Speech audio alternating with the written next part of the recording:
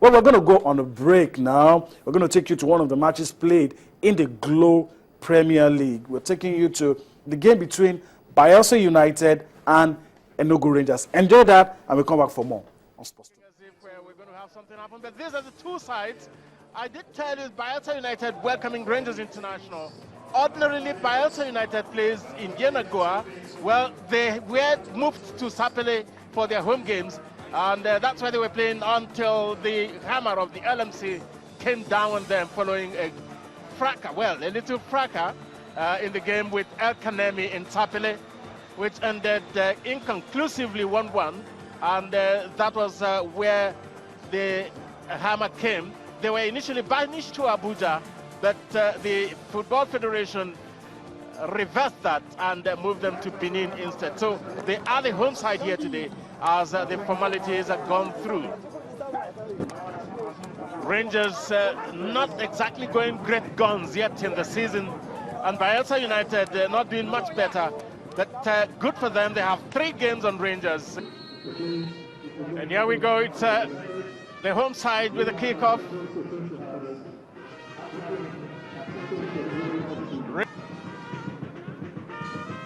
And Ejiku Zenyi really dancing his way through. And Ejiku Zenyi beating the goalkeeper in the easiest of fashions, in the most sublime of fashions.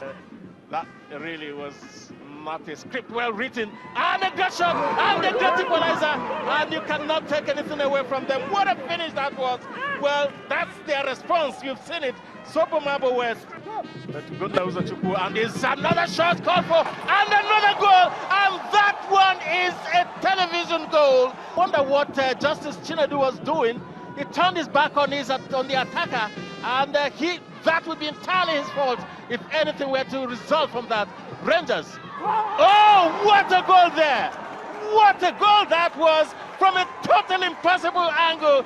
Peter Ebimobowe. Rangers, they've had. Well, Godaro, he gets it in, and that reduces the tally. He just left the goalkeeper for dead. Swanya, the man that went down, and the header. Not the best of defending, and what a goal. What a goal, and what an introduction. It's Pitimia Gogo who just came in. Again, it's Ejiku Zenyi who's shaping up for that one inside the final 5 minutes. Rangers desperate to get something going here. Ejiku Zenyi and the header. Oh, what a goal there. Abubakar Umar finally. Well, one of the best matches I've watched in a while. That was Bayelsa United taking on Enugu Rangers, ended 4-3 in favor of Bayelsa United. Incidentally, both teams, the reverse fixture will be taking place tomorrow. Yeah. Okay, let's quickly look at match day 31 in the Glow Premier League. And interesting fixtures, do not. Let me run through this and give us your analysis of what you think will happen in all of the places. All matches will take place tomorrow. Okay, Kano Pillars will take on Crown, Sunshine will take on Lobby Stars, El Kanemi Warriors will take on Nasarawa United, Dolphins will take on Kaduna United, Nembe City will take on Gombe, Abia Warriors will take on FC Taraba. These are some of the fixtures for you. Rangers will take on Bayelsa. Talked about that earlier. Some of the players involved in that one are not around anymore, but Nodi will fill us in on that. Of course, Giwa takes on Heartland, Eyimba takes on Sharks, and of course, Warri Wolves takes on Aqua United. Nodi, some of those fixtures jump at you, but let me start with the one down. Go from the top. Let me start with this one. Okay. Warri Wolves and Aqua United are going to be live on TV, okay, on cable TV. So tomorrow for 12:15 p.m. is Warri Wolves. Lovers of the domestic game. Yes, that game is going to be live on TV. The game between let me just say, the game between Rangers and Bayelsa, you mentioned 2 of the scorers in that game. Actually, 2 of the players of Rangers have moved to South Africa. Ezekiel Jenny has gone to South Africa for Mamelodi Sundown. Uzos Chukwu has moved to Chippa United in the South African League. So, maybe on the strength of what happened when they played in South Africa. Maybe the Chan, yeah. And so they moved on. They moved on. Even really the guy that scored for Bayelsa United is still in play. Is still at Bayelsa United. Oladapo Oladapo is still in play. Former under-20 international. Yes, he's still there. Osagona is now one of the top scorers in the league. Okay. He's still at key actors. Yeah, Enugu Rangers. Sharks against Eyimba against Sharks. Big game. The reverse fixtures ended 1-1. But remember the controversy surrounding that game. Remember Eyimba complained that they scored a goal. Eyimba Enyimba scored a goal. Enyimba scored a goal that looked like an offside. But this game, I think it's really poised for a team still brimming with a lot of confidence. Enyimba Sharks defeated the Nembe City 3-0, and Enyimba, of course, remember that result against Crown at Ibadan. It was a goalless draw. Giwa, a team that at least so far has punched above their weight. They are so far so comfortable. A young side doing very well. Got some couple of young players, very, very young, and a young coach who has been suspended. His credit must go to that. Nembe City and Gombe. It's a game that we must put our eyes on. The reverse pictures ended 6-0 in favor of Gombe United. That was that was the game that you had one player score 4 goals, Adamu Mohammed. I hope it's not going to be Nembe City. I don't know what Nembe City will do with this game, because it's a relegation dogfight.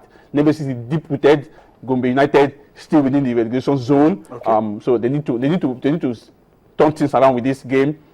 Canipulas against Crown is like top of the table against a team fighting for their life. All right. So Canipulas fighting for the title, and Crown looking at ways they could get out of that dirty water they call relegation water. But I so far Canipulas look very, very, very formidable at home. Okay. But the league title will go on to the wires. All right. Because if anybody wins against Sharks, we are looking at the league title. So I went to the fixtures. The last game is going to be between Enyimba and Canipulas in Aba. All right. Okay, now before we wrap up this segment, let's look at some tweets. And Gabriel Jerry at Samtraza_45, I hope I got that right. He says, I believe the present issue to be discussed is Keshi's stand as a coach of the Super Eagles. Is he in or out? But they said after the double header against Sudan, then they will set up the technical committee. We'll look at the board will rely on the recommendation of the technical committee.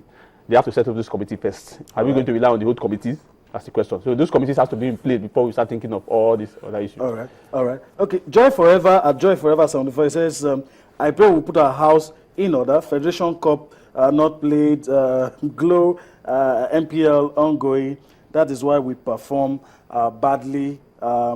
Okay, I guess on the continent, he's saying if we put our house in order, some of these I don't envy some of these teams in Nigeria, because CAF are giving a deadline for the submission of your representative for the next edition of the CAF and we're still November, playing. and we are still playing league, and we have not played Federation Cup. I say they should toss a coin for the final of the Federation Cup so that they know the winner.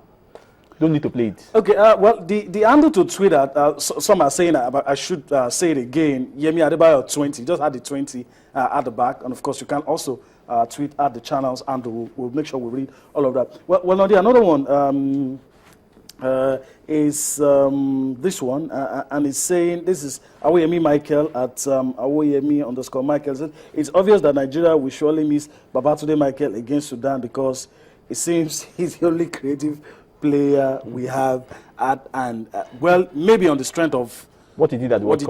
But he's not played any competitive game for Nigeria after the World Cup.